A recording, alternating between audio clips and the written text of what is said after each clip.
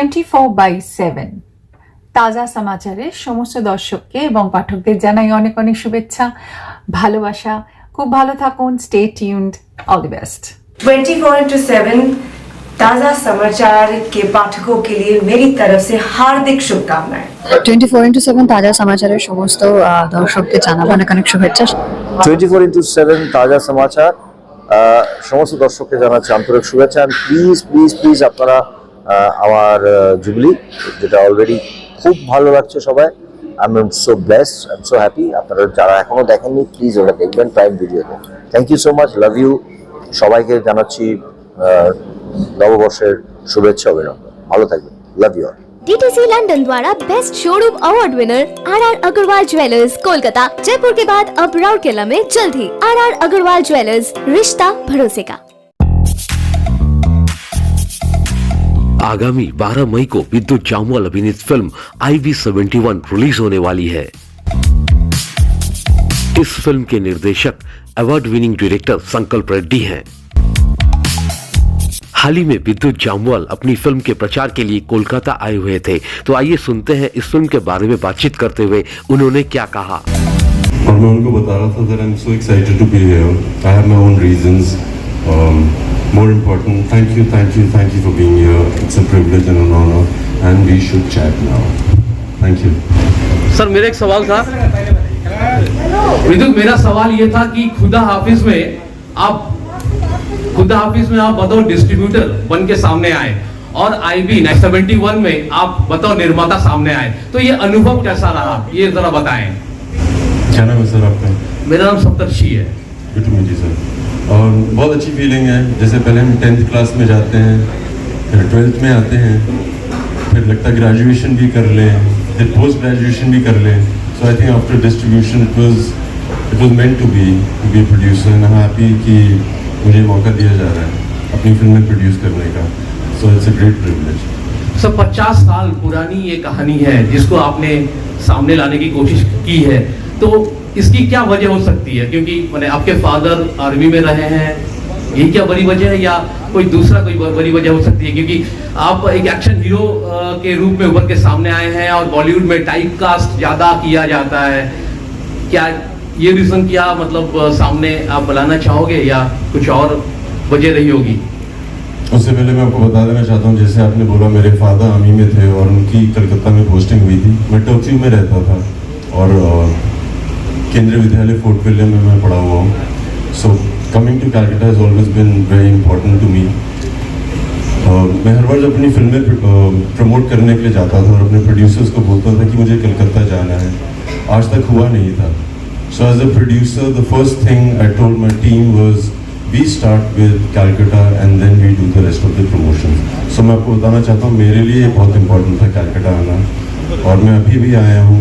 और सबसे पहले मुझे लगता है जैसे मैं लड़कियों की, देवियों की इज्जत करता हूँ, मैं काली मंदिर गया था to pay my respect because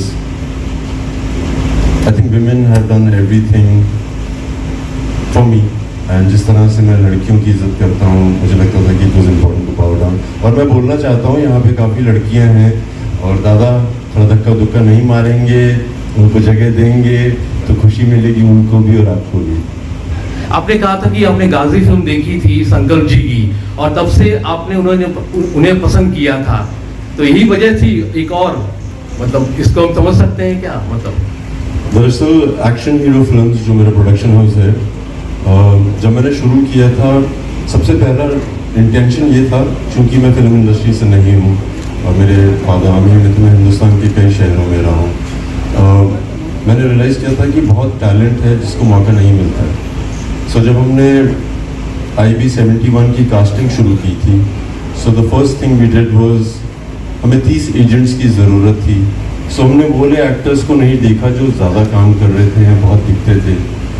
मेरे दिमाग में जो भी था, जिनको मैंने कभी देखा था एक्टिंग करते और मुझे लगता था बहुत अच्छे हैं, मुझे लगा उनको ऑडिशन के लिए ज़रूर बुलाया जाए।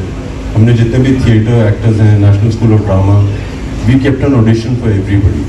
People who were never audition, जिनको अक्सर बुलाया भी नहीं जाता था, वी started calling people like that. Sankalp Reddy की जब मैंने गाजी अटैक देखी थी, मुझे लगता था इनके साथ काम करना बहुत ज़रूरी है। So I went to Hyderabad, I told him the idea and he loved it.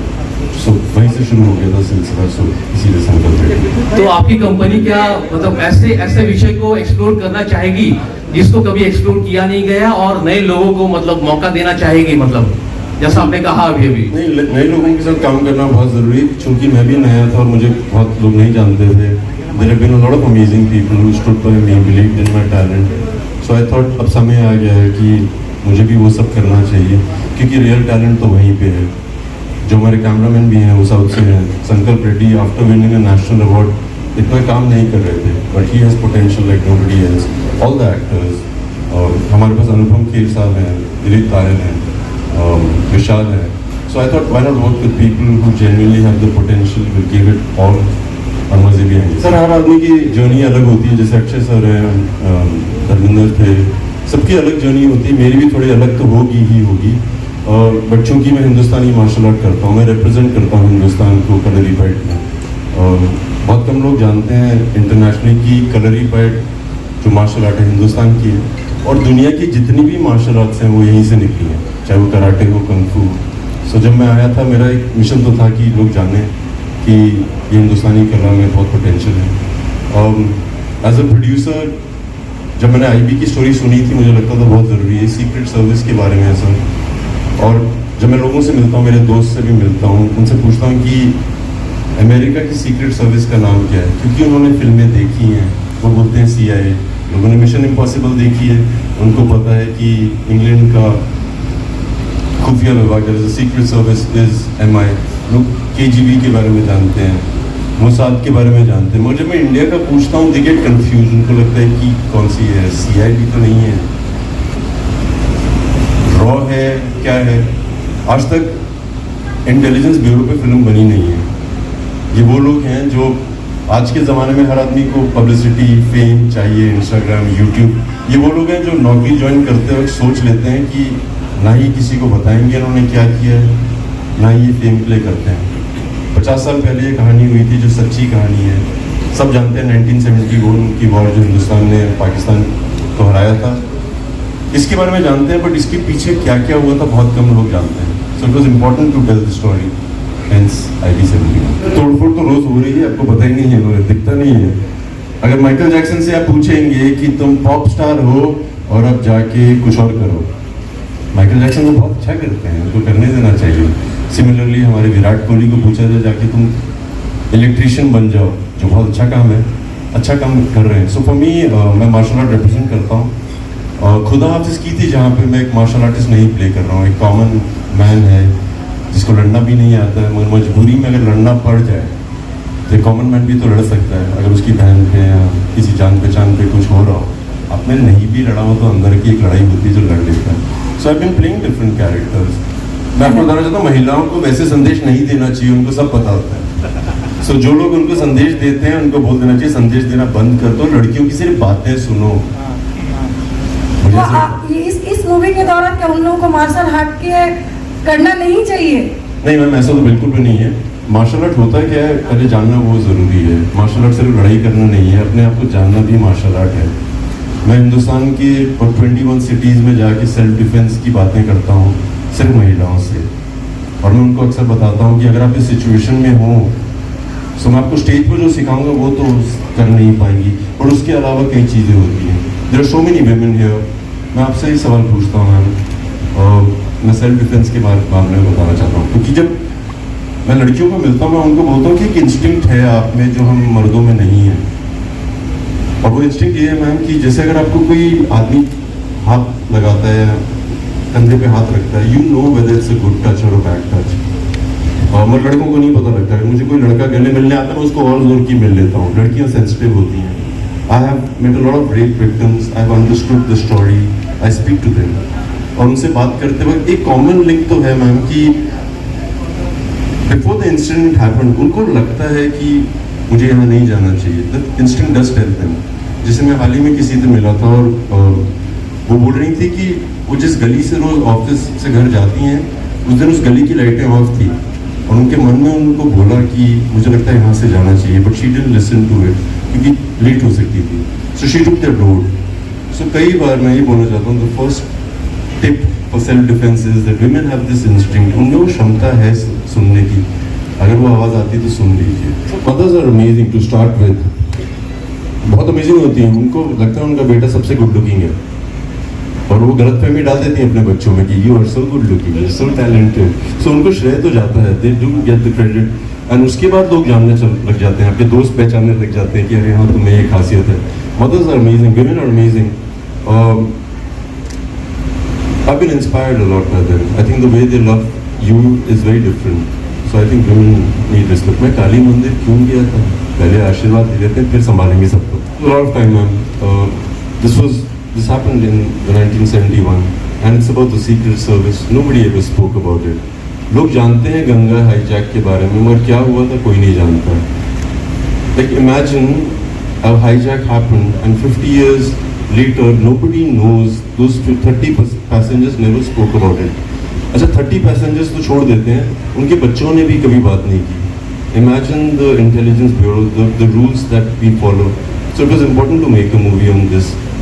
We got permissions. It took us a while. 50 साल हो चुके हैं. It was important to tell a story.